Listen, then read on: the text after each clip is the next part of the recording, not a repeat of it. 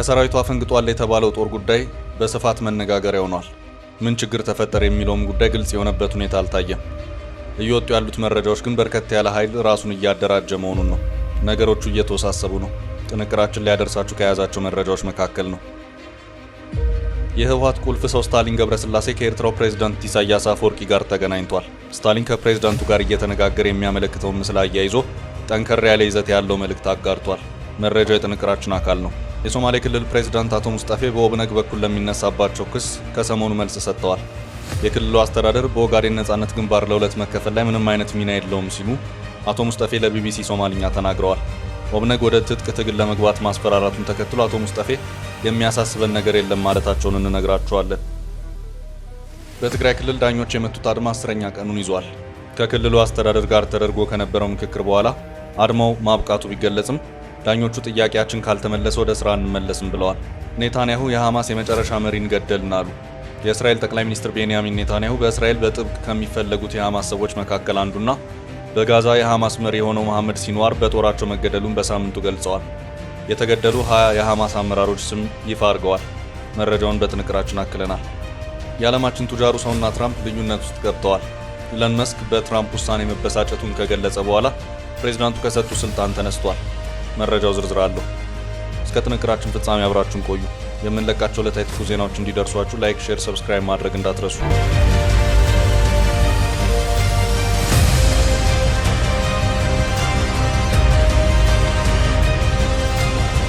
ከሰራዊቱ ያፈነገጠው ጦር። ከሰራዊቱ አፈንግጧል የተባለው ጦር አሁንም ማነጋገሩን እንደቀጠለ ነው። ጉዳዩ በትግራይ የተከሰተ ነው። የትግራይ ፖለቲካዊ መፍትሄ መንገድን ያገኘ እየመሰለ እንደገና መልሶ እየተወሳሰበ ነው። በሰሜናዊ የትግራይ አቅጣጫ ከኤርትራ ጋር ተፈጥሯል በተባለው ግንኙነት ነገሮች ሌላ መልክ እየያዙ ነው።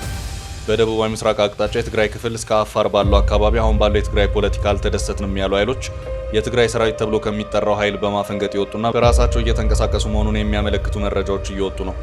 አሁን ከዋናው ኃይል አፈንግጦ በመውጣት ነፃ ወይም ሀራ በተባለ የራሱ ግዛት እንቅስቃሴ ውስጥ ገብቷል የተባለው ኃይል በትግራይ ጦርነት ወቅት በህወሓት አቅጣጫ ጦሩን ሲመሩ የነበሩም የተካተቱበት መሆኑን መረጃዎቹ እያመለከቱ ነው።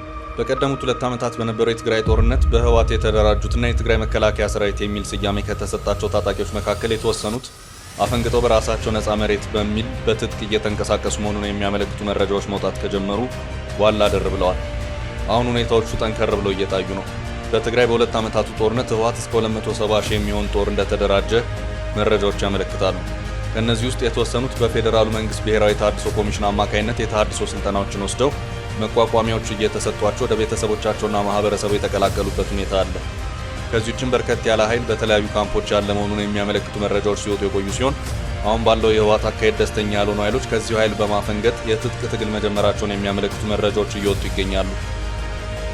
ከደቡባዊ ትግራይ ዞን አስተዳዳሪ ሀፍቶ ኪሮስ ጋር ቆይታ ያደረገው ቢቢሲ ለአስተዳዳሪው በርከት ያሉ ጥያቄዎችን ያነሳ ሲሆን ከጥያቄዎቹ መካከል አንደኛው በዚሁ በደቡባዊ ትግራይ ራያ አቅጣጫ አለ የሚባለውን ያፈነገጡ የቀድሞቹ የትግራይ ተዋጊዎች አባላትን ጉዳይ ይመለከታል። የደቡብ ትግራይ መንግስታዊ መዋቅር በጉልበት አፍርሶ ለመቆጣጠር ፉከራ አሰምተዋል በማለት በዶክተር ደብረጽዮን ቡድን ላይ ጥብቅ ወቀሳ ያሰሙት አቶ ሀፍቱ ኪሮስ ይህ ኃይል እኔ ያልኩት ብቻ ካልሆነ የሚል ግትር ኃይል ነው ሲሉም ጠበቅ ያለ ወቀሳቸውን ሰንዝረውበታል።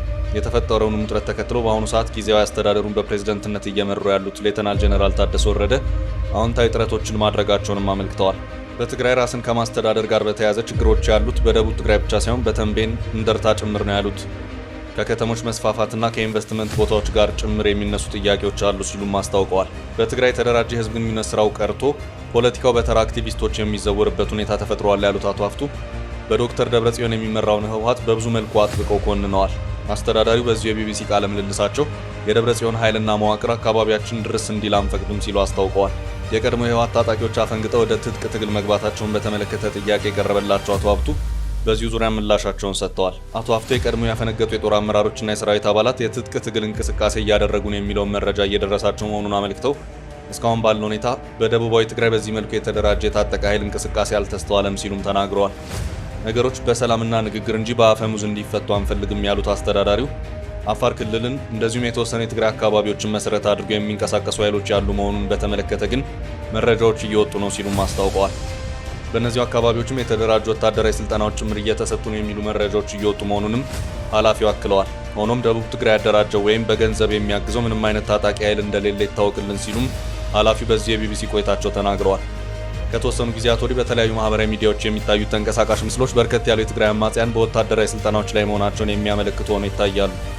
ህወሓት ለሁለት መከፈሉን ተከትሎ በአቶ ጌታቸው ረዳ አቅጣጫ የተሰለፉትና አቶ ጣዕመ አረዶም የተባሉት ሰው ይኸው ከትግራይ ቀድሞ ሰራዊት አባላት ያፈነገጠው ጦር በትግራይ ነጻ መሬት በሚባል አካባቢ ወታደራዊ እንቅስቃሴ የጀመረ መሆኑን ገልጸው ይህም ኃይል ቀደም ብሎ በትግራይ ሁለት ዓመታት ጦርነት ወቅት ጦርነቱን ሲመሩ ከነበሩት አንዳንድ ጄኔራሎች ጭምር የሚመራ ወታደራዊ እንቅስቃሴ መሆኑን አመላክተዋል። ወደ ሐራ መሬት ብሎ ወደ ደቡባዊ ዞዋ፣ ወደ ማዕከላዊ ዞን፣ ወደ ሰሜን ምዕራብ ዞን፣ ወደ አፋር አካባቢም የተንቀሳቀሰ ኃይል አለ። ይህ በቄራ ነፃ ቦታ ነው የሚለው ቦታ ላይ ተንቀሳቅሶ የራሱን አደረጃጀት የፈጠረ ኃይል አለ ከሰራዊቱ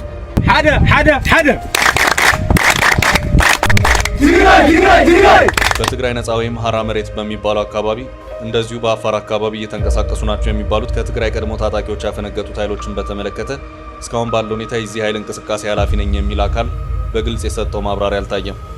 የተደራጀ ወታደራዊ እንቅስቃሴዎች መኖራቸውን የሚያመለክቱ መረጃዎች መውጣት ከጀመሩ ግን ዋላ ድር ብለዋል። በትናንትናው ዕለት በትግራይ የተከበረውን 34ኛውን ግንቦት 20 አስመልክተው ንግግር ያደረጉት የትግራይ ጊዜያዊ አስተዳደር ፕሬዝዳንት ሌተናል ጀነራል ታደሰ ወረደ ነገሮችን በአፈሙዝ ለመፍታት ከመሞከር ይልቅ በንግግር መፍትሄ ማፈላለጉ የተሻለ ነው ሲሉ ተናግረዋል። ኢሳያስና የህወሓቱ ቁልፍ ሰው ተገናኙ። የህወሓት ቁልፍ ሰው ስታሊን ገብረስላሴ ከኤርትራው ፕሬዝዳንት ኢሳያስ አፈወርቂ ጋር ተገናኝቷል። ስታሊን ከፕሬዝዳንቱ ጋር እየተነጋገረ የሚያመለክተውን ምስል አያይዞ መልእክት አጋርቷል። ከ10 ቀናት በፊት ኤርትራ ማቅናቱ የተነገረው የህወሓት አክቲቪስትና ቁልፍ የፕሮፓጋንዳ ሲሆነው ስታሊን ከፕሬዝዳንት ኢሳያስ አፈወርቂ ጋር እየተነጋገረ የሚያመለክተውን ምስል በርካቶች እየተቀባበሉት ይገኛሉ። ስታሊን ከዚሁ ምስል በፊት በተጋሩ ተንቀሳቃሽ ምስሎች አቀባበል ካደረገለት የኢሳያስ አፈወርቂ አስተዳደር የፕሮፓጋንዳ ቁልፍ ሰው ከሆነው አወል ሰይድ ጋር በጋራ በመሆን በኤርትራ የሚገኙ የተለያዩ አካባቢዎችን ሲጎበኝና ስለ ኤርትራና ትግራይ ትስስር መልእክት ሲያስተላልፍ ያመለከቱ ነበሩ። በተለይም ስለ ኤርትራና ትግራይ ግንኙነት በህወሓት አመራሮች በኩል የሶስተኛ ወገን ፍቃድ አያስፈልግም የሚሉ ተከታታይ መልእክቶች ከተጋሩ በኋላ ከኤርትራው ፕሬዝዳንት ጋር የህወሓት ቁልፍ ሰው መታየቱ ጉዳዩን ይበልጥ አነጋጋሪ አድርጎታል። የሜቴክ ዋና ዳይሬክተር የነበሩት ሜጀር ጀነራል ክንፈ ዳኘው ከኤርትራ ጋር ለመገናኘት የሶስተኛ ወገን ፍቃድ አያስፈልገንም ሲሉ መናገራቸው ይታወቃል። በተመሳሳይ ህወሓት የስራ አስፈጻሚ ኮሚቴ አባሉና የቀድሞ የትግራይ ክልል ምክትል ፕሬዝዳንት የነበሩት ዶክተር አብርሃም ተከስተ ከኤርትራ ጋር የጀመርነውን የህዝብ ለህዝብ ግንኙነት አጠናክረን እንቀጥልበታለን ሲሉ አመራሩ አጽንኦት ሰጥተው መናገራቸው ተዘግቧል። ከፌዴራል መንግስቱ ጋር በሌላው ዝግብ ውስጥ የሚገኘው ህወሓት ከኤርትራ ጋር ያለውን ግንኙነት እያጠናከረ መሆኑን ያመለከቱ መረጃዎች በስፋት በመጋራት ላይ ይገኛሉ። የፕሬዝዳንት ኢሳያስ አፈወርቂ አስተዳደርም እንዲሁ ከኢትዮጵያ መንግስት ጋር ቅራኔው ሲሆን ፕሬዝዳንቱ ይህን የሚያረጋግጥ መልእክት ከሰሞኑ መስደዳቸው አይዘነጋም። ፕሬዝዳንት ኢሳያስ አፈወርቂ ኢትዮጵያ የጦርነት ጠማቂ የውጭ ኃይሎች ወኪል ሆና ቀጥላለች በማለት ቅዳሜ ዕለት በተከበረው የኤርትራ 34ኛ የነጻነት ቀን ላይ ተናግረዋል። ፕሬዝዳንቱ የውጭ ኃይሎች በብልጽግና ወኪላቸው አማካኝነት ባለፉት 5 ዓመታት በኢትዮጵያ ህዝብ ላይ ያወጁት ጦርነት ምን ያህል ተስፋ እንደቆረጡ ያሳያል በማለት ተናግረዋል። ኢሳያስ የውሃ ጉዳይ፣ ቀይ ባህር፣ የባህር በር፣ የኦሮሞ ህዝብን የማይወክል የኦሮሞማ አስተሳሰብ፣ የኩሽና የሴም ህዝቦች ግጭት እና የአፋር ህዝብና የአፋር መሬት ለጦርነት አጀንዳው በሽፋንነት እየቀረቡ ይገኛሉ ሲሉ ከሰዋል። ይህ የኢሳያስ ጠንካራ ትችት እያነጋገረ ባለበት ከህወሓት ቁልፍ ሰው ጋር መገናኘታቸው ጉዳዩን እንደ አዲስ አነጋጋሪ አድርጎታል። ስታሊን ከ300 ሺህ በላይ ተከታይ ባሉት ይፋዊ ትስስር ገጹ ከፕሬዝዳንቱ ጋር እየተነጋገሩ መሆኑን ካመለከተው ምስል ስር መልእክት አስፍሯል። ስታሊን መልእክቱን በአማርኛ ቋንቋ ነው ያጋራው። ስታሊን በመልእክቱም እንኳን ለ34ኛ ዓመት የግንቦት 20 የድል በዓል አደረሳችሁ። የግንቦት 20 የድል በዓል በጦር መሳሪያና በጦር ብዛት ብቻ ለሚተማመኑ መሪዎች ጥሩ ትምህርት የሰጠ ነው። አሸናፊው ዓላማ ነው። ለዚህም የትግራይና የኤርትራ ለጋ ወጣቶች በጋራ የከፈሉት መስዋዕትነት በታሪክ የሚዘከርና ደርግም የማይረሳው ነው። ለሌሎችም አብነት ሆኖ ይቀጥላል ሲል አመልክቷል።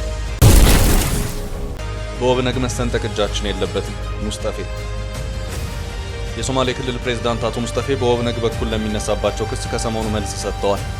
የክልሉ አስተዳደር በኦጋዴን ነጻነት ግንባር ለሁለት መከፈል ላይ ምንም አይነት ሚና የለውም ሲሉ አቶ ሙስጠፌ ለቢቢሲ ሶማልኛ ተናግረዋል። አቶ ሙስጠፌ አስተዳደራቸው በኦብነግ ላይ ያደረሰው ጫና አለመኖሩን፣ የግንባሩ አንድም አባልና አመራር እንዳልታሰረ፣ የፓርቲው ቢሮም እንዳልተዘጋ ለቢቢሲ ተናግረዋል። አቶ ሙስጠፌ ግርግር እንደነበር ግን አልካዱ።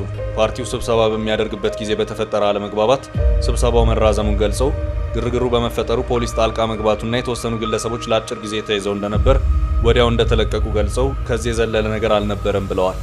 በውጭ ሀገር የሚገኘው የኦብነግ ሁለተኛው ቡድን በአብዲከሪም ሼክ ማዲ አሊያም በቅጽል ስማቸው ማዴ የሚመራ ሲሆን ማዴ የኦብነግ ህጋዊ መሪ እንደሆኑ ይናገራሉ። የአቶ ሙስጠፋ አስተዳደር ፓርቲውን ለሁለት በመክፈልና ከውስጥ በማዳከም ለማፍረስ ይጥራል ሲሉም በተደጋጋሚ ይከሳሉ። ኦብነግ ለ10 ዓመታቶች በትጥቅ ትግል ውስጥ የኖረ ቡድን ሲሆን ለኦጋዴን ነጻነት በተለይ የሚታገል ቡድን ነው። ቡድኑ እንደ አውሮፓ አቆጣጠር በ2018 ከጠቅላይ ሚኒስትር አብይ አህመድ አስተዳደር ጋር የሰላም ስምምነት የተፈራረመ ሲሆን ትጥቅ በማስቀመጥ ወደ ፖለቲካ ትግል መግባቱ ይታወሳል። ቡድኑ በሰላም ስምምነቱ ታጣቂዎች ወደ ክልሉ ኃይልና ወደ ማህበረሰቡ እንዲቀላቀሉ በአገር አቀፍ ደረጃ የፖለቲካ ተሳትፎ ላቅ ያለ እንዲሆን መስማማቱን ጠቅሶ ይህ ስምምነት ግን አለመተግበሩን ከቅርብ ጊዜ ወዲህ ቅሬታ እያሰማ ይገኛል። ቡድኑ አሁን ለሁለት የተከፈለ ሲሆን በአገር ውስጥ ያለውና በመንግስት እንደሚደገፍ የሚነገርለትን ቡድን አብዲከሪም ሼክ ሙሴ ሲመሩት፣ በውጭ ያሉትን ማዴ ይመሩታል። ማዴ የፌዴራል መንግስትና የሙስጠፌ አስተዳደርን ቡድኑን በማዳከም ይከሳሉ። እኛ ከፓርቲው እንዳባረሩ የሚናገሩ ሰዎችን እነ ሙስጠፌ ይደግፋሉ፣ ከዛ መልሰው ተደራደሩ፣ ተስማሙ ይሉናል ሲሉ ማዴ ይገልጻሉ። ይህም የሰላም ስምምነቱን መንፈስ የሚጥስ ነው ሲሉ ይከሳሉ። አቶ ሙስጠፌ ግን ለፓርቲው እውቅናና ህጋዊ ሰውነት የሚመለከተው የአገሪቷን ምርጫ ቦርድ እንጂ እኛ የመፍቀድና የመከልከል መብት የለንም ሲሉ ለቢቢሲ ተናግረዋል። በቅርቡ የሶማሌ ክልል ባለስልጣናትና በኦጋዴን በነዳጅ ፍለጋ ላይ የተሰማራው የቻይናው ፖሊ ጂሲኤል ድርጅት ተወካዮች ያደረጉት ስብሰባ በውጭ ባለው የኦብነግ ቡድን በእጅጉ ተቃውሞ የቀረበበት ነበር። የኦብነግ ቃል አቀባይ አዳኒ ሄርሞጅ ይህን ንግግር ተከትሎ የኦጋዴን ህዝብ ከሀብቱ እየተገለለ ነው፣ ኦብነግ መብት ለማስከበር ወደ ትጥቅ ትግል ሊመለስ ይችላል ሲሉ አስጠንቅቀው ነበር። አቶ ሙስጠፌ ከሰሞኑ ከቢቢሲ ሶማልኛ ጋር ባደረጉት ቃለ መጠይቅ የትጥቅ ትግል ጉዳይ እንደማያሳስባቸው፣ አሁን በክልሉ መሳሪያ አንስቶ ለመታገል የሚያበቃ ሁኔታና ምክንያት አለመኖሩን ገልጸዋል። በክልሉ ለሸማቂ የሚሆን ሁኔታ የለም፣ እኛ አያሳስበንም ነው ያሉት። የቀጠለው የዳኞች አድማ። በትግራይ ክልል ዳኞች የመቱት አድማ 10ኛ ቀኑን ይዟል። ከክልሉ አስተዳደር ጋር ተደርጎ ከነበረው ምክክር በኋላ አድማው ማብቃቱ ቢገለጽም ዳኞቹ ጥያቄያችን ካልተመለሰ ወደ ስራ እንመለስም ብለዋል። በትግራይ ክልል መቀለ ከተማ የሚገኙ ዳኞች የስራ ማቆም አድማ 10ኛ ቀኑን የያዘ ሲሆን ጥያቄያቸው ምላሽ ባለማግኘቱ ወደ ስራ ገበታቸው አለመመለሳቸውን የክልሉ ዳኞች ማህበርን ጠቅሶ አሃዱ ዘግቧል። ዳኞቹ ለክልሉ ጊዜያዊ አስተዳደር ያቀረቧቸው ጥያቄዎች እስኪፈቱ ድረስ ስራ ማቆማቸውን እንደሚቀጥሉ የትግራይ ዳኞች ማህበር ፕሬዝዳንትና የመቀለ ከፍተኛ ፍርድ ቤት ዳኛ አቶ ዳዊት ኃይለሥላሴ ተናግረዋል።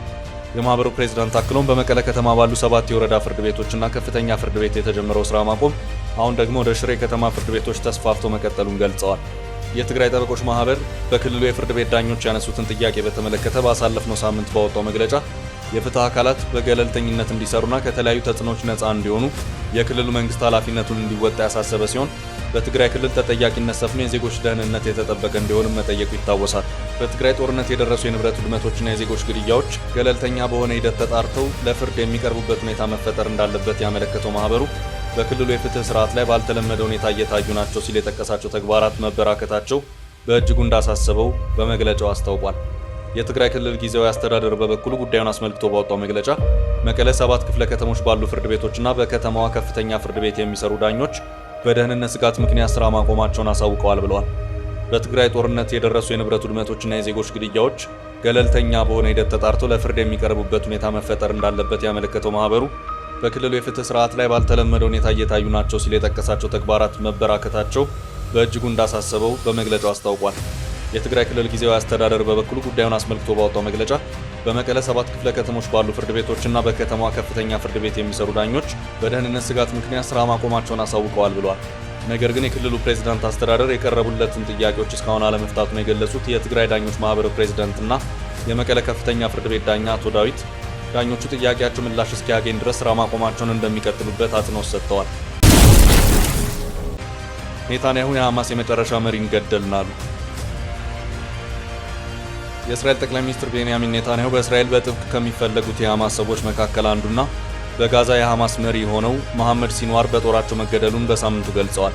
መሐመድ ሲንዋር ባሳለፍነው ግንቦት 5 ቀን በደቡባዊ ካን ዩኒስ የአውሮፓ ሆስፒታል ግቢና አካባቢው ላይ የተደረገው የእስራኤል ከፍተኛ ጥቃት ኢላማ መሆኑ ተገልጿል። የእስራኤል ወታደራዊ ኃይል የሐማስን የምድር ውስጥ ጉዞ መስመርና የተለያዩ ቢሮዎች በጥቃቱ ማውደም እንደቻለ በወቅቱ ገልጾ ነበር። በጋዛ ሐማስ የሚመራ የሲቪል መከላከያ ኤጀንሲ በጥቃቱ 28 ሰዎች መሞታቸውን ቢገልጽም ከሲንዋር ጋር በተያያዘ በሕይወት ይኑር ወይም ይሙት ምንም አይነት መረጃን አላወጣም። የያህያ ሲንዋር ወንድም የሆነው መሐመድ ሲንዋር በደቡባዊ ጋዛ ለበርካታ ዓመታት የሐማስ ወታደራዊ ክንፍ ይመራ እንደነበር ይነገራል። አሁን ላይ በጣት ከሚቆጠሩ የሐማስ ወታደራዊ አመራሮች መካከል ነው።